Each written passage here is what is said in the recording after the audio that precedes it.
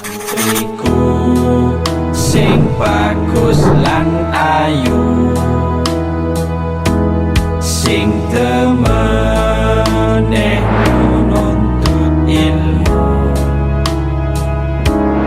dadiyo santri kang utama. Hai sedulur, Assalamualaikum warahmatullahi wabarakatuh. Waalaikumsalam. Spesial hari ini bersama aku akan nemenin teman-teman semua di podcast Langgar Penceng edisi spesial Kiai Sadikon.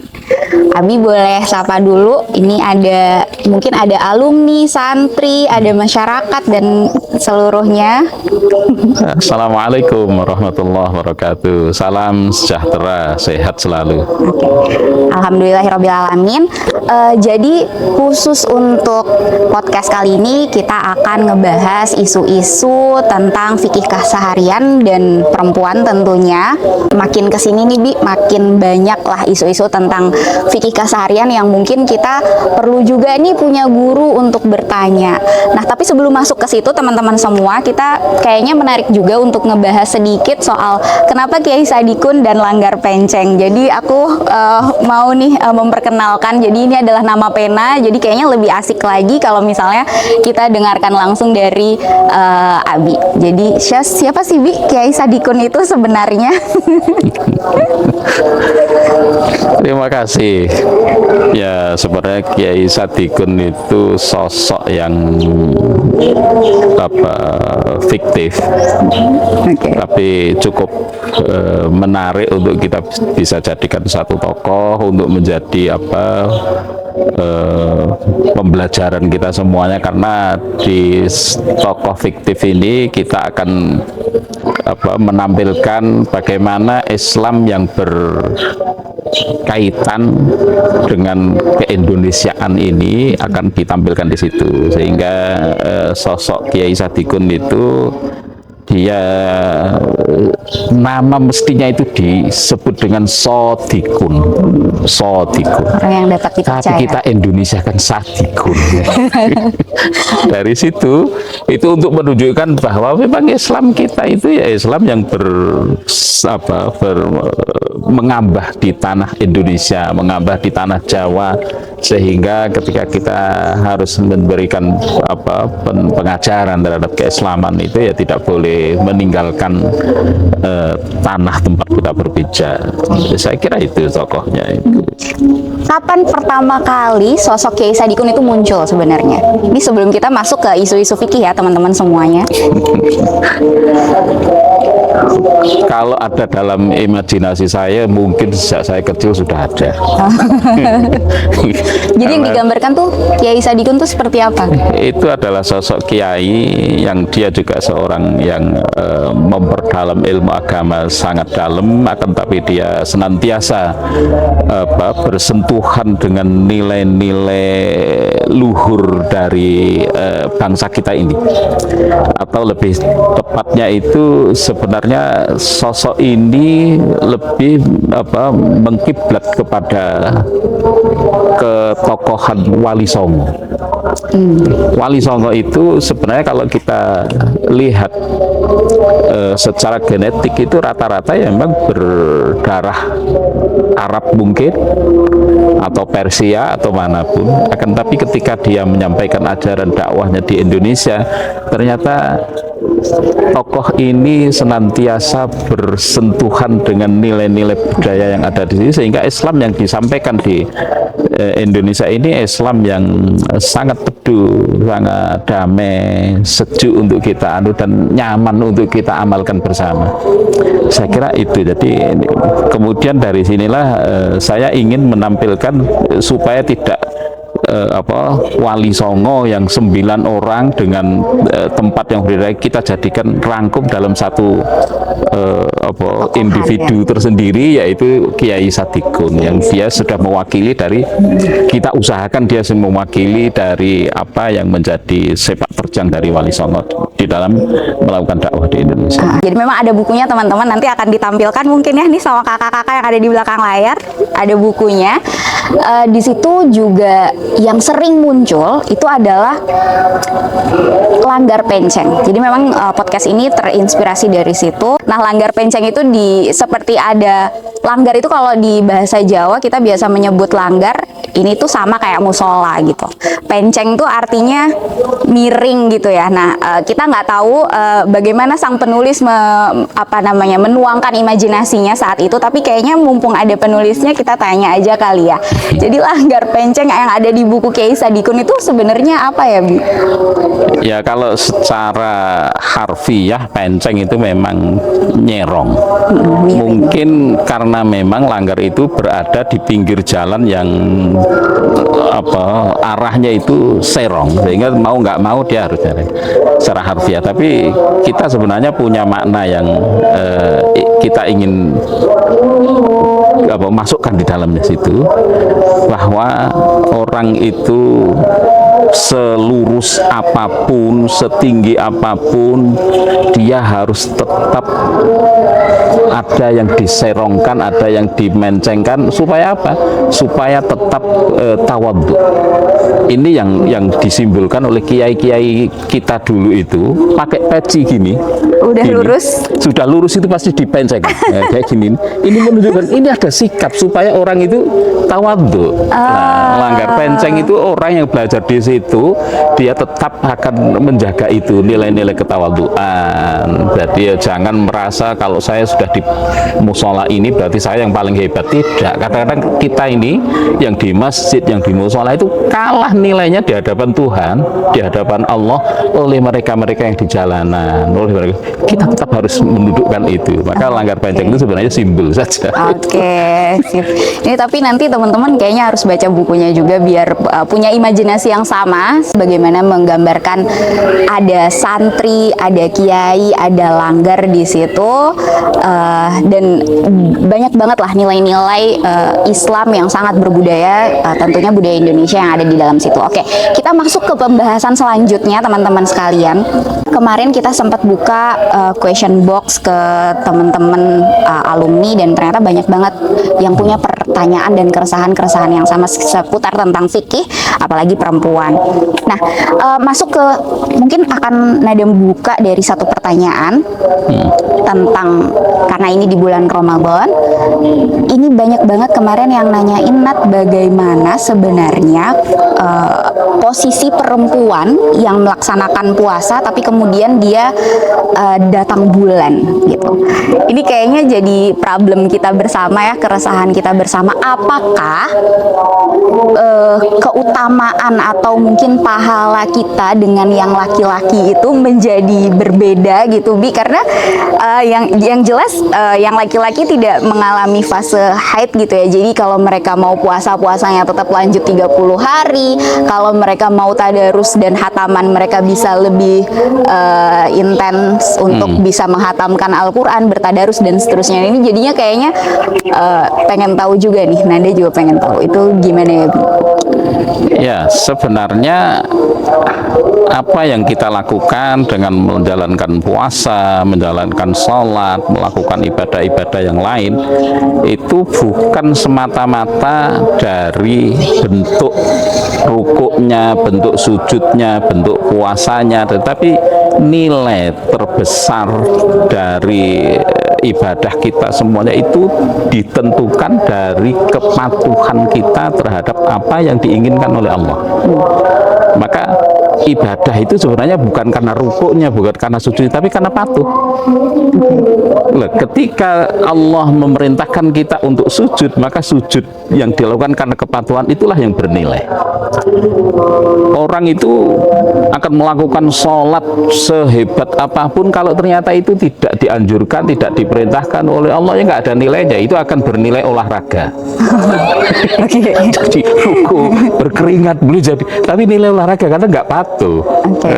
Orang berpuasa sampai luar biasa, tapi kalau tidak mengikuti aturan yang sudah diinginkan, diutuskan oleh Allah Sesuai begini, syariat gitu itu ya. bukan sebuah ibadah, tapi itu ada orang yang sedang diet atau orang sedang tidak Intermittent. punya apa-apa gitu. Intermittent ya. Jadi ibadah itu ditentukan berdasarkan kepatuhan. Oleh karenanya bagi seorang hamba, baik laki-laki maupun perempuan, ketika ibadah ada dua saja.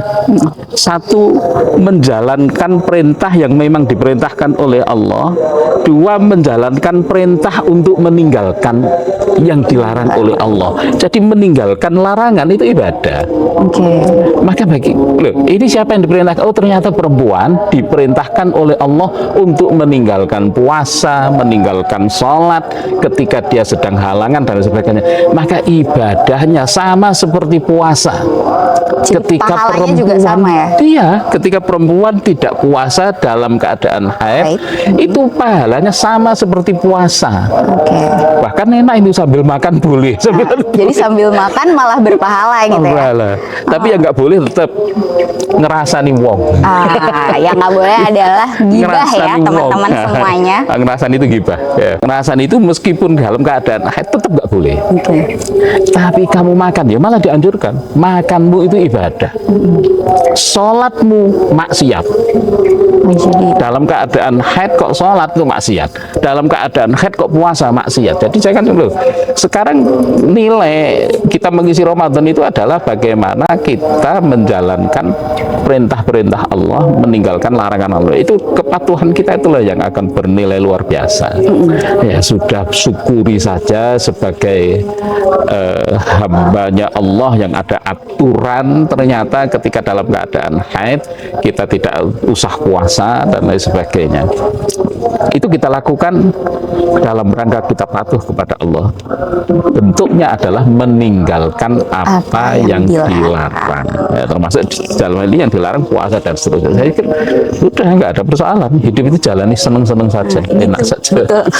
Gitu ya teman-teman. Jadi bukannya malah kita merasa merugi ya, Bi, karena wah Nada sering banget gimana dong, kita harus apa dong gitu. Berarti kita pahalanya tidak sebanyak apa yang dilaksanakan oleh laki-laki karena lebih utuh dan seterusnya. Bahkan beberapa lebih ekstrim, Bi, menganggap kenapa perempuan juga kemudian ini jadi nyambung kemana-mana nih. Kenapa perempuan juga kemudian gak bisa jadi imam ya, karena kualitas ibadahnya aja rendah gitu, karena kualitas tidak utuh lah sebagai manusia yang bisa beribadah dan seterusnya. Banyak banget yang kemudian punya kesimpulan itu enggak ya, Bi, ya, berarti ya. Enggak begitu. Nah, kemudian pertanyaan selanjutnya, kita bisa mengganti atau kita bisa melakukan ibadah apa sih yang dianjurkan kepada perempuan-perempuan? Ibadah yang mungkin simbol ibadah kayak sholat, tadarus itu kan memang dilarang. Nah, batasannya itu seperti apa sih, Bi? Kemudian perempuan-perempuan ini boleh melakukan apa di bulan Ramadan itu gitu? Ya, sebenarnya semua kebaikan-kebaikan yang tidak dilarang itu boleh dilakukan, dan itu kalau dilakukan di bulan Ramadan ya nilainya juga akan bertambah. Cuman bentuk ibadahnya itu yang ditentukan, yang dilarang yang ditentukan, tapi yang nggak dilarang itu kan nggak ditentukan. Tebar senyuman, mengganti tadarusan senyuman, ini puasa kok merengut terus. Kayak gitu-gitu nggak boleh. Tebar senyuman, kamu bersedekah. Oke. Memang orang haid dilarang bersedekah? Enggak. Tebar senyuman, belajar, ngajar, dan lain sebagainya. Bekerja termasuk ya? Bekerja, melakukan aktivitas, pokoknya yang nggak dilarang oleh Allah itu kamu lakukan, itu ibadah. Saya kira kita jangan membatasi, kita persulit sendiri. Ada ungkapan dalam Al-Quran yang jelas, itu yuridullahu bikumul yusra wala yuridu bikumul usr. Allah menghendaki yang mudah. Yang mudah itu apa? Yang sesuai dengan nalar fikir fitrah kita, dan itu biasanya memang akan terkait erat dengan lingkungan di mana kita berada. Sehingga kebaikan-kebaikan yang kita anggap sejalan dengan nalar fitrah kita itu, kalau kita berada di satu tempat tertentu, mungkin nilainya akan berbeda dengan di tempat yang berbeda. Dan itu semuanya tidak ada masalah. Silahkan itu lakukan. Pokoknya segala macam kebaikan-kebaikan yang bisa dilakukan, yang tidak dilarang. Yang dilarang sedikit kok, paling baca Quran, sholat. Malah enak sebenarnya. Kaum laki-laki itu kalau diizinkan nggak sholat masuk surga, itu insya Allah pilih yang nggak sholat masuk surga.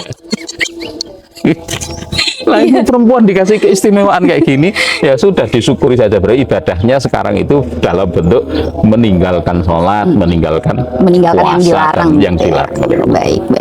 Dan kita itu. Baik teman-teman sekalian, kayaknya kita butuh closing statement Bi, menanggapi ini ya, kesetaraan dalam beribadah sih sebenarnya, kesetaraan dalam beribadah apalagi di Ramadan ini. Aduh, sudah banyak sekali yang resah karena merasa dirinya kurang maksimal beribadah, apalagi mereka yang masih bekerja di kantor Bi, atau mereka yang masih bekerja di, tadi habis sebutkan, di jalanan dan seterusnya gitu, di jalan-jalan mereka selalu mengeluhkan, saya tidak bisa sholat tepat waktu Mbak Nada, saya nggak bisa ini, nggak bisa itu. Kayaknya perlu juga ini dicerahkan. Iya, ada ayat Al-Quran yang sebenarnya itu memberikan informasi bahwa pengabdian kita kepada Allah itu ternyata tidak hanya dalam satu wajah saja.